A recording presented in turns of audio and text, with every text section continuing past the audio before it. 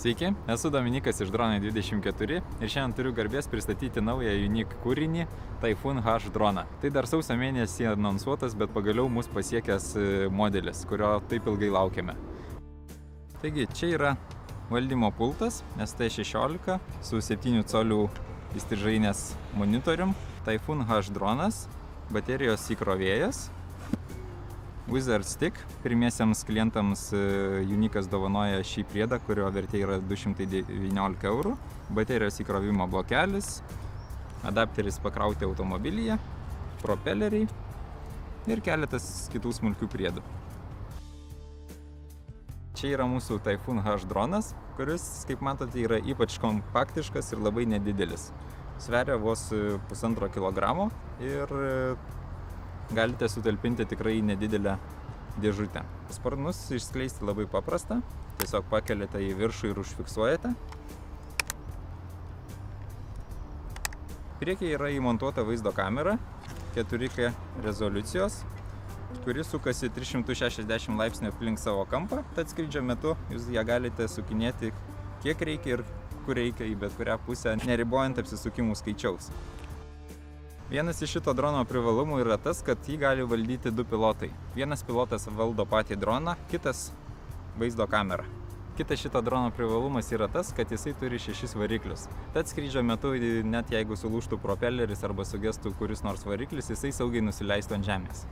Dar vienas šito drono privalumas ir naujovė yra ta, kad jisai turi priekyje montuotus ultragarsinius atstumo sensorius, tad juos įjungus tikrai neatsitrenksite į kokią didesnę kliūtį kaip sieną ar medį. Šie sensoriai veikia ne tik šviesoje, bet ir tamsoje, tad net skrendant ir prieblandai ar visiškoj tamsoj, jisai sugeba aptikti priekyje esančias kliūtis. Įjungus ultragarsinius sensorius, šitas dronas gali skristi iki 20 km/h greičiu. Skrendant angle režimu, dronas gali skristi apie 50 km/h greičiu. Skrendant follow me režimu, jisai gali išvystyti iki 70 km/h greitį. Palyginus su praeitų metų modeliu Q500 4K, šis modelis turi išplėstą automatinių skrydžių režimo funkcijų pasirinkimą. Typhoon Q500 4K drone buvo tik tai iš esmės 2 funkcijos, tai follow me ir watch me, bei angle, o šis dronas jau turi daug daugiau, tai point of interest atsirado skrydžio režimas, kuomet dronas apskrenda jūsų pažymėtą objektą ir automatiškai filmuoja, fotografuoja. Tada yra orbit me režimas, dronas automatiškai apskrenda aplink jūs. Tada cable camas, užprogramuojate dronę jo skrydžio maršrutą ir kuomet jisai automatiškai skrenda, galite autonomiškai valdyti kamerą ir filmuoti vaizdus nepriklausomai nuo drono valdymo. Taip pat atsirado skrydžio režimas Journey, arba kaip aš vadinu asmenukės režimas. Dronas pakyla nuo jūsų atitoldamas ir jūs filmuoja arba fotografuoja ir tada automatiškai grįžta pas jūs. Ir jau tie skrydžio režimai, kurie buvo praeitų metų versijoje, tai follow me ir watch me režimas ir dinaminis grįžimas namo. Taip pat šiais metais gamintojas pasirūpino, kad propelerių uždėjimas būtų ypač greitas ir paprastas. Jie uždedami flick režimu. Paprasčiausiai pasiemate propelerį, juodas propeleris dedasi ant juodo variklio, įstatote, pasukate ir propeleris yra užfiksuotas. Taip pat nuimti yra labai paprasta. Paspaudžiate vidurinį mygtuką, pasukate į priešingą pusę ir propeleris nusiema.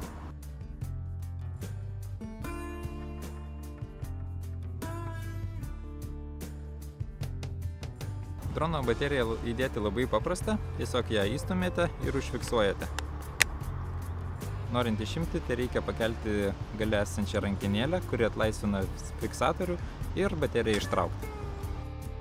Drono baterija yra 4 celių 5400 mAh ir jos jums turėtų užtekti nuo 22 iki 25 minučių skrydžiui.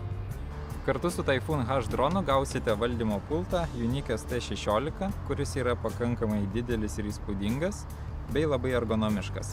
Valdymo pulte turime 7 colių įstrižainės lietimų jautrų ekraną, į kurį transliuojamas HD vaizdas ir taip pat kuriame atliksite visus drono nustatymus. Kairėje valdymo pulto pusėje turime 2 svirtis, kurios kontroliuoja kameros režimus. Tilt mode svirtis reguliuoja, kaip kamera pasisuka aukštyn ir žemyn.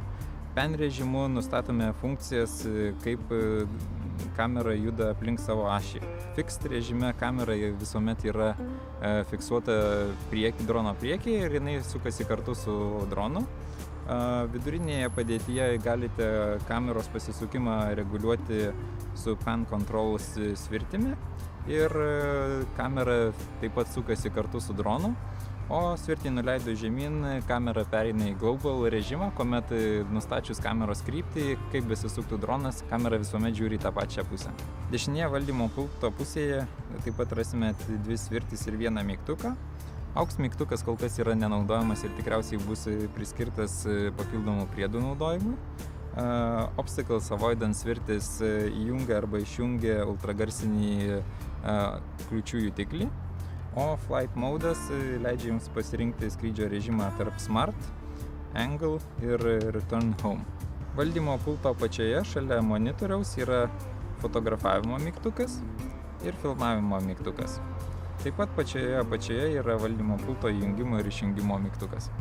Drono valdymo pulto apačioje rasite micro USB jungtį baterijos įkrovimui, micro SD kortelės jungtį ir jungtį ausinių kištukui. Taip pat gale yra talpa, kurioje rasite valdymo pulto akumuliatorių,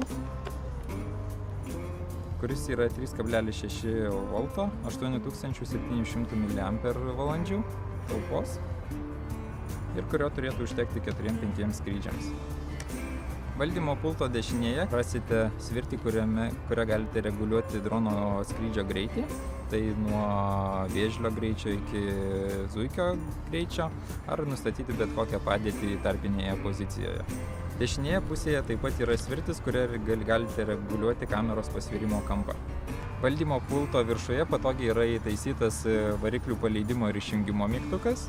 Taip pat čia yra įtaisytos 2 antenos, viena skirta drono valdymui, kita vaizdo perdavimui, ir jos užtikrins, kad droną galėsite valdyti ir vaizdas bus perduodamas iki 1,5 km atstumu. Taip pat turime HDMI jungtį, per kurią galėsite pajungti valdymo pultą prie televizoriaus ir matyti dideliame ekrane tiesiogiai perduodamą vaizdą. Taip pat dešinėje pusėje yra važiuoklės suskleidimo ir įtraukimo svirtis, kurią perjungus drono kojos pakils arba nusileis.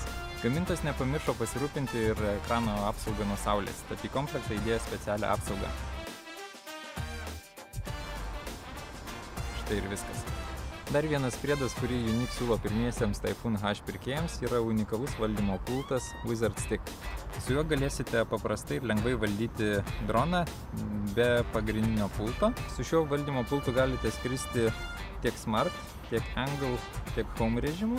Su juo galite valdyti droną beveik taip pat kaip ir su valdymo pultu.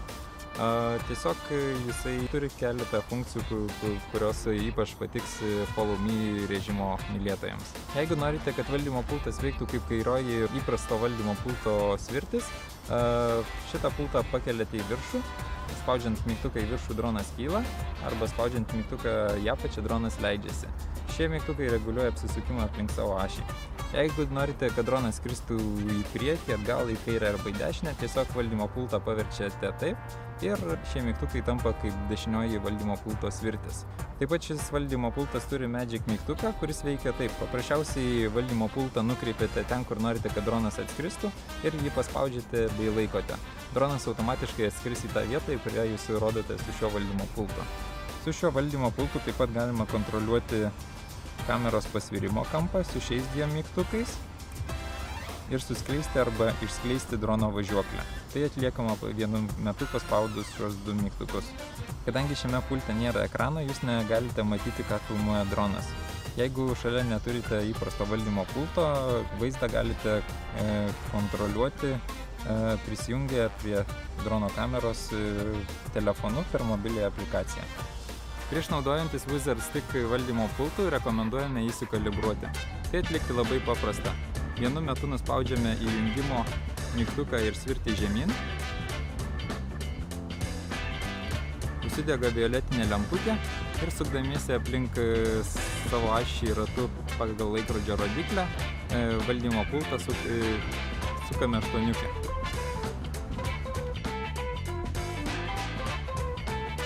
Jeigu kalibracija pavyko sėkmingai, užsidega mėlyna lemputė ir valdymo pultas automatiškai išsijungia.